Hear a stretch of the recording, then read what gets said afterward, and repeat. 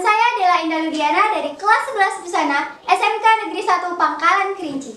Saya jelasin singkat nih, bahwa podcast Dot School ini mengartikan sebuah catatan sekolah. Dan di podcast ini akan memberikan inovasi dan motivasi kepada kita semua, teman-teman siswa-siswi SMK Negeri 1 Pangkalan Kerinci. Dan untuk kakak-kakak alumni yang mungkin ingin bernostalgia di masa SMK-nya.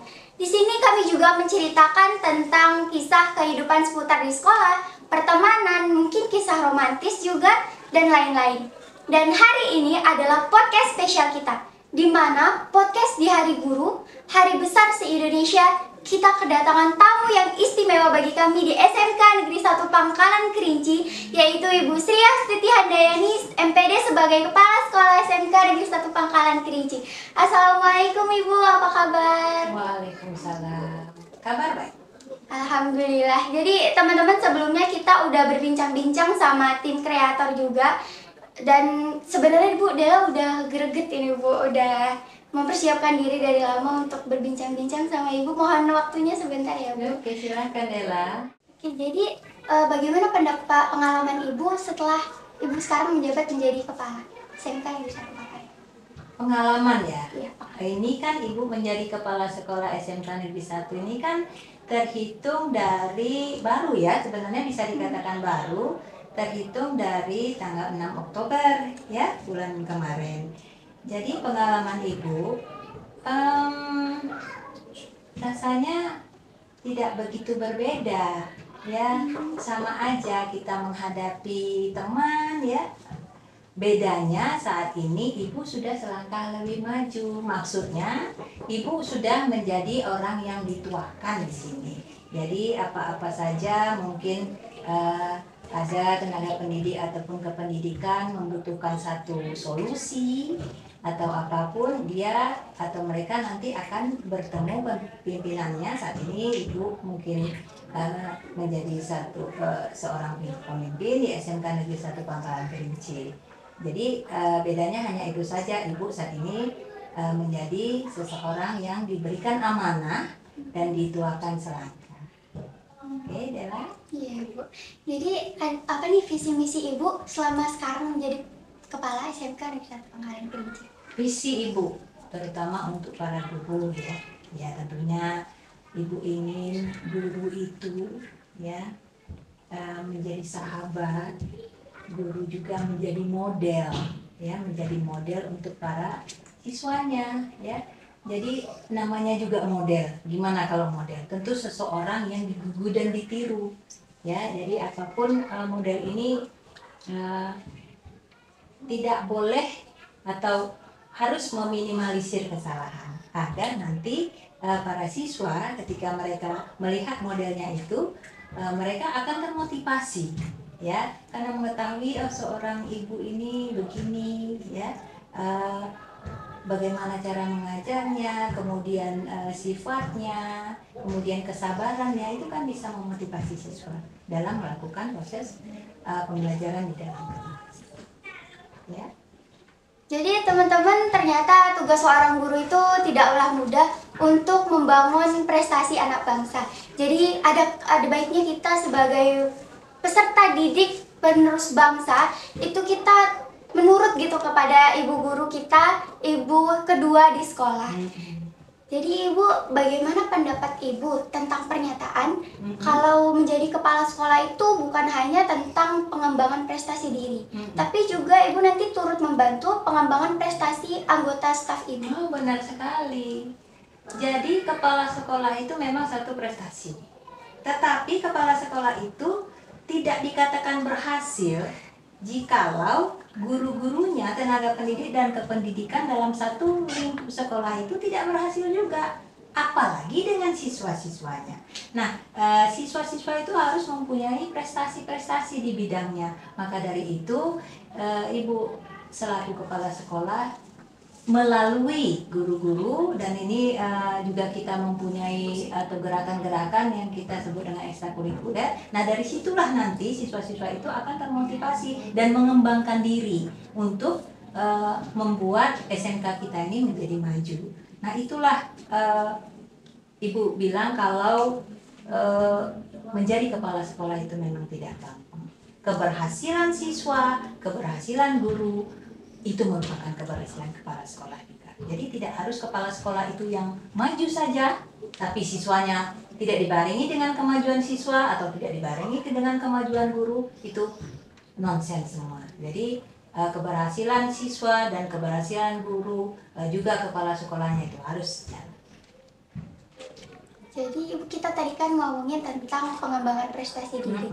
Jadi menurut Ibu, apa aja sih kriteria dan pengembangan diri yang kalau misalnya teman-teman juga suatu saat bakal mau jadi kepala sekolah, itu yang harus dimiliki apa sih, Bu?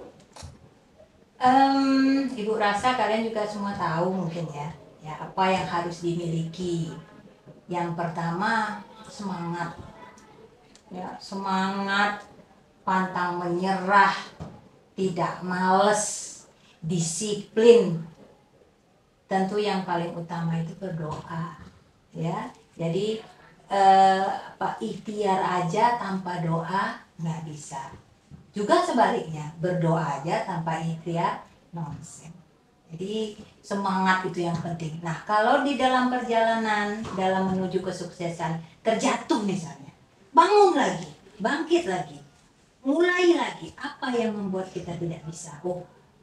Mungkin yang A misalnya. Kemudian kita cari atau kita ambil informasi-informasi, kita tanya kenapa saya bisa begini, kenapa saya bisa begitu, hingga nanti kita bisa melakukan atau sukses ke depannya. Jadi Bu, bener nggak sih kalau misalnya Ibu ini bertanggung jawab jika ada program pelajaran yang belum sepenuhnya terwujud? Tentu, ya, apa saja yang tidak terwujud program kita itu merupakan tanggung jawab kepala sekolah, merupakan tanggung jawab pimpinan, ya. Jadi ketidakberhasilan, ya, itu merupakan tanggung jawab. Makanya program itu ketika kita menjalankan suatu program misalnya, nah program itu harus kita pikirkan matang-matang. Harus kita nanti analisa apa saja yang menyebabkan program itu berhasil, apa saja nanti kendala-kendalanya. Jika dalam menjalankan program kita dapati kendala-kendala, kita sudah tahu bagaimana cara mengatasi kendala itu hingga program yang kita akan laksanakan itu terwujud dan berhasil. Jadi benar ya Bu, jadi kepala sekolah itu memang bukan hal yang mudah. Bukan hal yang mudah, tetapi orang semuanya bisa. Ya, orang semuanya bisa jika mempunyai semangat yang tinggi dan pantang menyerah. Iya, orang mau kalau bisa ya Bu. Iya dong. Jadi kalau Ibu mengalami kendala-kendala yang Ibu sebutin tadi, gimana cara Ibu mengatasinya? Pertama, ya tentunya Ibu juga mempunyai atasan, ya, dalam hal ini mungkin dinas pendidikan, ya, dinas pendidikan terkait, ataupun Ibu juga mempunyai teman-teman, Ibu mempunyai pengawas, dan kita belajar itu juga tidak melalui atasan saja, tidak dari atasan saja, kita juga belajar dari siswa loh. Iya, kita juga belajar dari siswa. Mungkin siswa-siswa ini sekarang kamu sebagai siswa misalnya, ya, kamu mungkin tidak sadar kalau Ibu mungkin belajar dari kamu, ya, mungkin belajar dari sifatmu, atau mungkin belajar dari apa pernyataan kamu, itu kan menjadi refleksi untuk Ibu sendiri. Oke?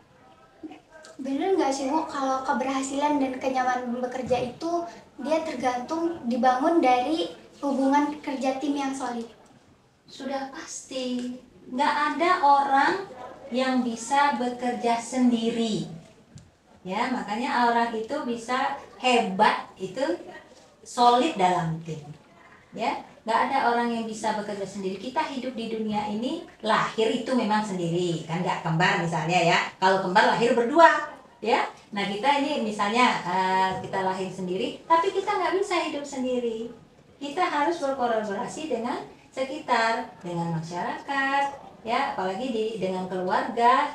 Jadi nggak bisa sendiri. Apalagi kalau dia di sekolah, ya, bagaimana cara kita mewujudkan satu program, mewujudkan satu keinginan, untuk menjadikan sekolah lebih maju. Nah, kalau kita sendiri kan nggak bisa, ya. Jadi kita harus bersama-sama bahu-membahu untuk meningkatkan dan mewujudkan program untuk mencapai apa yang kita inginkan, dibawa kemana sekolahnya, seperti itu.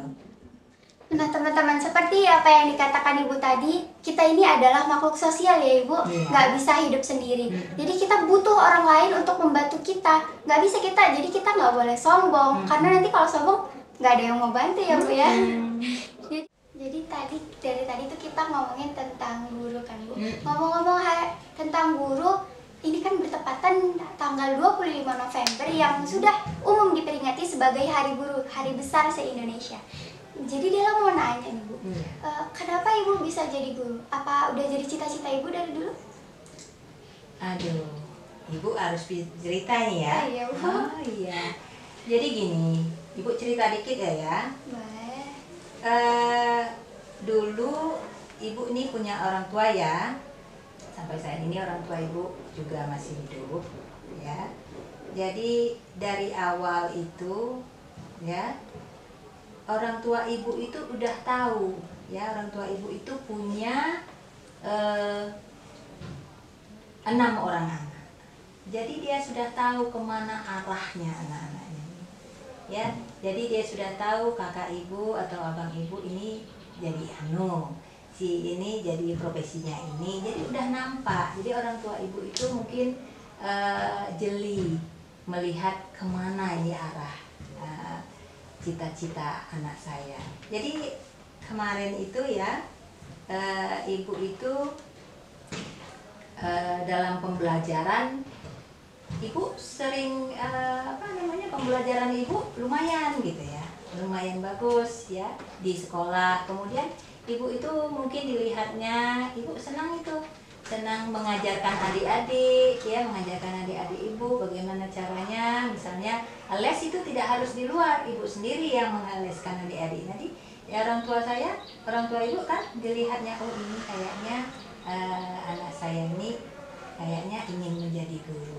Nah, jadi begitulah pengalaman, flashback sedikit ya. Jadi orang tua memang udah paham ya? Kayaknya sudah paham. Jadi ketika orang tua saya memasukkan saya ke ke universitas keguruan, kayaknya nyantol aja tuh. Nah gitu ya. Jadi sekali tes kayaknya masuk gitu. Ini kayaknya benar gitu. Ya jadi orang tua memang mungkin seperti itu, dia ada insting indera keenamnya. Ya, coba nanti di rumah orang tua masing-masing pasti tahu itu anaknya ini mau jadi apa dia pasti tahu. Ya. Iya. Jadi selama Ibu jadi guru nih, ada nggak sih Bu momen yang tak terlupakan gitu saat memperingati Hari Guru ini? Banyak semua. Sebenarnya banyak. Semua momen tak terlupakan. Ya. Jadi kalau kita bahas di sini satu-satu, terusnya sampai malam gitu ya. Kalau membahas momen tak terlupakan. Nah, untuk tentunya kita berhadapan itu tidak dengan antara guru saja, ya. Kita harus berhadapan, namanya guru, tentu berhadapan dengan siswa. Nah, momen yang tak terlupakan dengan siswa yang Ibu mau ceritakan. Ya. Jadi gini dulu, ya. Ibu waktu pertama sekali jadi guru itu momen yang tak terlupakan sama siswa ketika Ibu masuk ke dalam kelas ya. Ini dulu SMK 1 ini Bu cerita sedikit ya. SMK 1 ini dulu lahannya masih tanah kuning. Jadi momen tak terlupakan itu kami dengan kepala sekolah sebelumnya itu, kami guru-guru perempuan ini nggak boleh itu pakai rok ya, karena tanahnya itu kuning kemudian berbukit-bukit ya. Jadi kalau dari sana nggak ada angkutan ya, jadi kadang-kadang kami bertelepon atau nunggu siswa yang lewat, dipanggil-panggil nak. Jadi momen yang tak terlupakan itu ketika saya naik di boncengan, kemudian siswanya langsung tancap gas, dia nggak tahu saya ketinggalan di Oh. di belakang jatuh. Udah sampai ke ini, dia sampai ke depan sekolah, ibunya ketinggalan ternyata. Itu karena kemarin kondisinya memang saat itu sekolah kita ini berbukit-bukit ya, kemudian kondisi saat itulah ya belum ada tersentuh pembangunan di sini. Kalau sekarang anak-anak kita sudah enak banget ini ya di sini ya, dengan kondisi yang seperti ini. Nah, itulah momen yang tidak terlupakan. Kemudian ada juga momen saya kejar-kejaran dengan siswanya kejar-kejaran di sawit-sawitan ya, kemudian yang saya punya motor dikempesi sama siswa, ada seperti itu. Nah, tapi itu namanya juga siswa dengan gurunya, guru dengan siswanya ya, jadi kayak canda-candaan gitu. Namun begitupun kita tetap ya, namanya siswa juga mungkin harus menghormati gurunya, dan juga guru sebaliknya, guru juga harus mencintai peserta didiknya. Jadi Ibu, apa kesan dan pesan Ibu di momen Hari Guru ini? Pesan saya untuk siswa, selalu pantang menyerah, bersemangat, berdoa, disiplin, dan selalu jangan berhenti berusaha. Karena sekolah itu tidak ada yang gampang. Nggak ada tiba-tiba gujuk-gujuk kita sekolah langsung tamat. Nggak ada, pasti ada ngantuknya, ada ya, malesnya ada ya, kemudian marah dengan guru juga ada pasti. Ibu itu terlambat, kita dimarahi. Jadi kita nggak boleh nggak dimarahi, kita terlambat kita dimarahi. Nah, gitu. Jadi hal-hal seperti itu kita minimalisir saja ya, agar kita sama-sama gitu ada kesan dan pesannya kita di sekolah ini, Mak.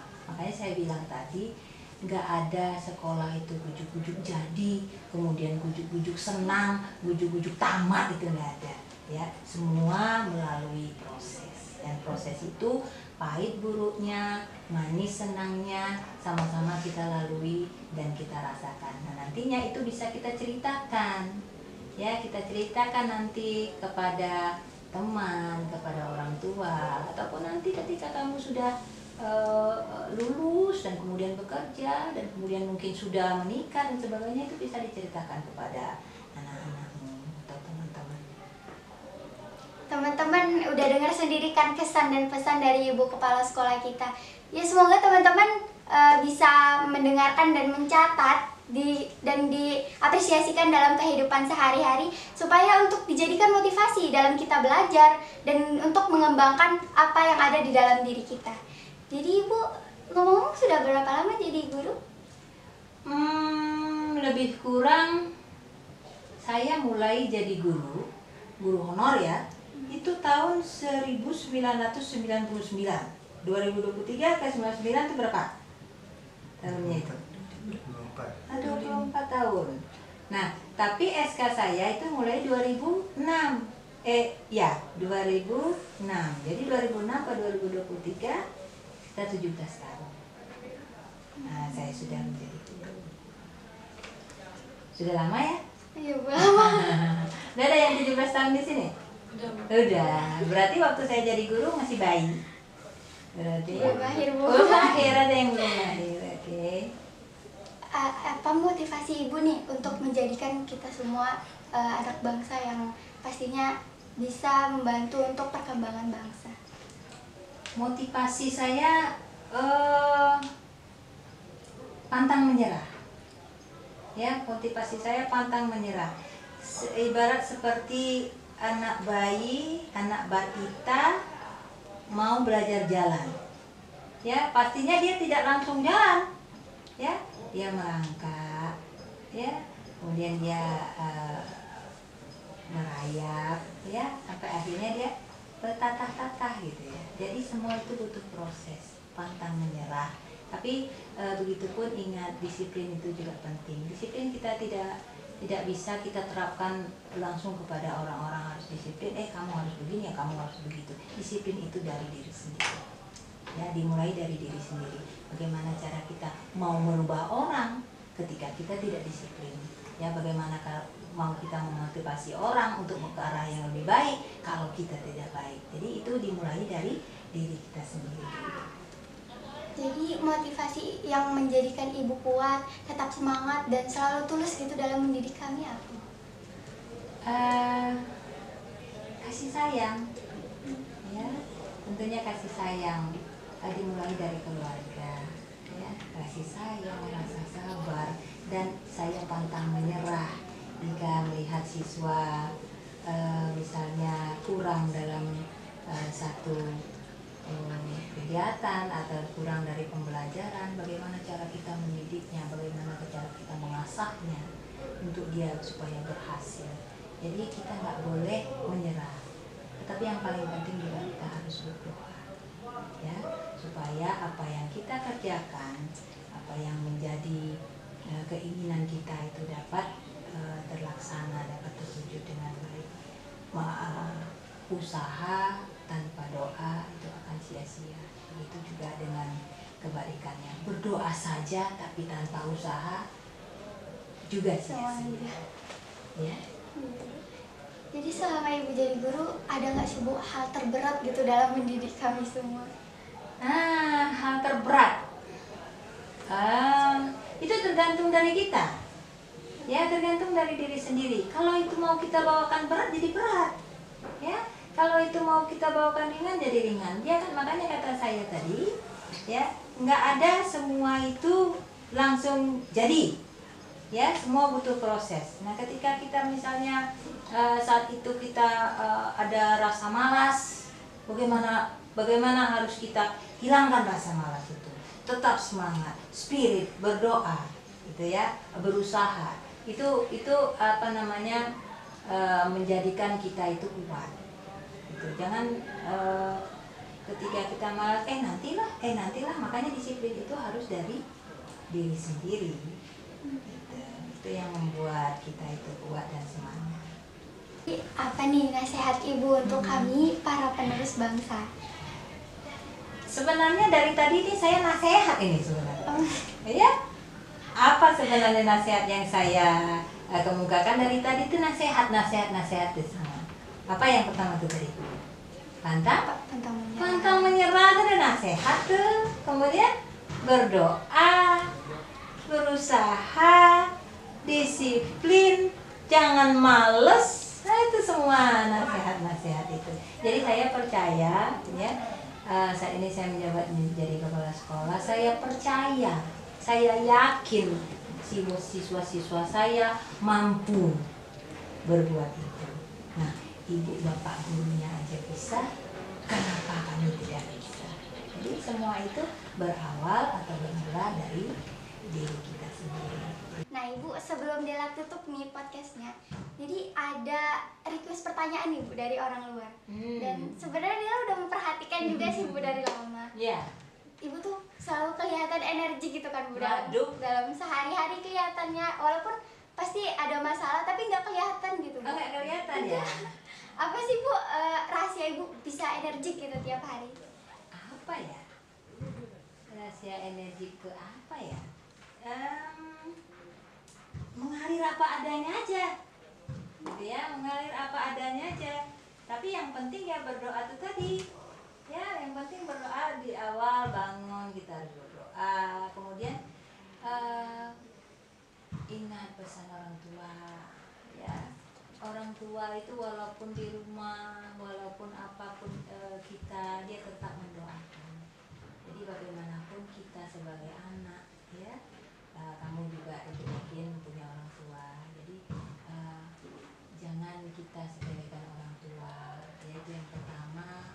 Kemudian bapak ibu gurunya yang menjadi orang tua kedua kamu di sini, ya.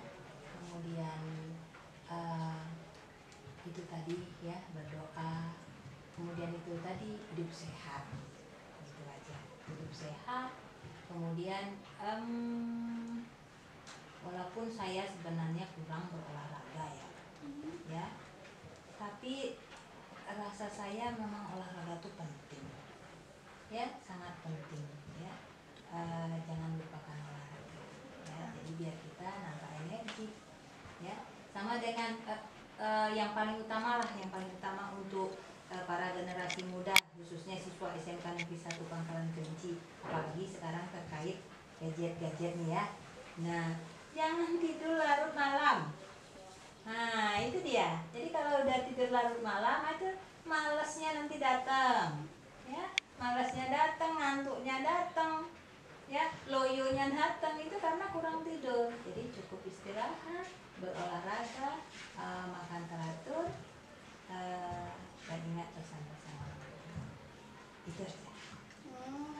Jadi udah kejawab nih ya guys pertanyaan-pertanyaan yang kalian penasari selama ini. Jadi Ibu terima kasih banyak Ibu atas waktunya udah hadir di studio Bono kita di podcast Not School. Dan untuk teman-teman terima kasih sudah nonton. Jangan lupa like, komen, dan subscribe. Dan jangan lupa nantikan konten-konten kita yang pastinya nggak akan kalah seru dari hari ini. Terima kasih, bye-bye. Assalamualaikum warahmatullahi wabarakatuh.